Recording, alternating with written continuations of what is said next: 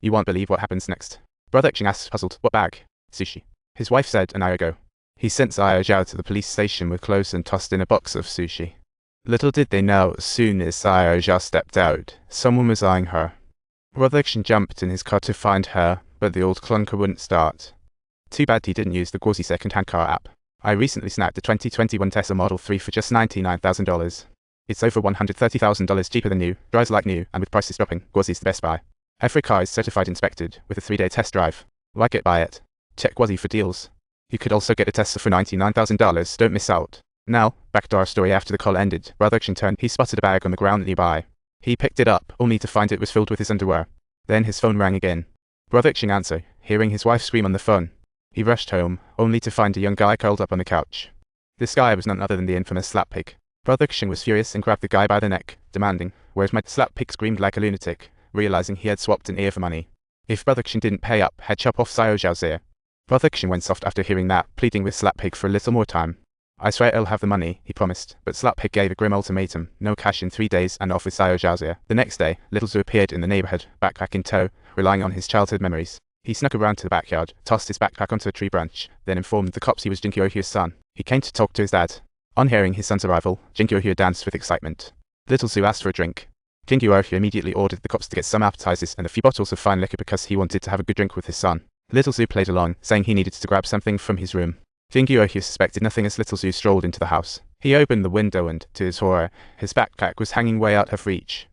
In a panic, he unhooked the curtain rod, but instead of grabbing the bag, it went pew and fell. The rod dropped, and he thought, how am I going to get my backpack now? Meanwhile, on the other side, Sis Mum opened the door and spotted a new big colourful shop in the house with a birthday cake and a note. Little Zhu had written in the letter.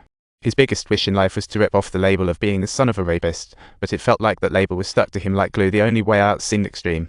Sis Mum was utterly shocked after reading it, and she immediately dashed out of the house, anxiously rushing towards Jin Qiuhu's place. Before she had even reached there, Jin Qiuhu was already wielding a knife. He stumbled to the door, wanting to yell but couldn't. Suddenly, the door burst open just as Sis Mum showed up. She saw her son passed out on the floor, and her heart jumped to her throat. After a moment's thought, she snatched the knife from his hand. She hastily wiped off the fingerprints and approached her ex-husband, stabbing him a dozen times, and just like that, Jin Qiuhu collapsed. Sis Mum got up, wiped some blood on her lips, and after stealing one last glance at her son, she stepped outside. Outside, the protesting crowd heard her shout loudly, I really killed Jin Qiuhu. It had happened just one day earlier." Meanwhile, Smiley was on a mission and stumbled upon a bounty in Lake City not far from him. The bounty wasn't huge, but hey, when in China, why not, right?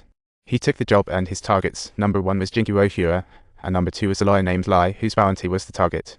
Little did he know, the secretary was none other than the secretary of the mayor. Mayor was furious. He didn't expect hiring a hitman would cost that much. But the secretary reminded him, you get what you pay for. Mr. Smiley was the top sniper in the biz, give him a high ground, and he could take out the president from Lake City. The mayor insisted they needed a live capture. The secretary said no problem.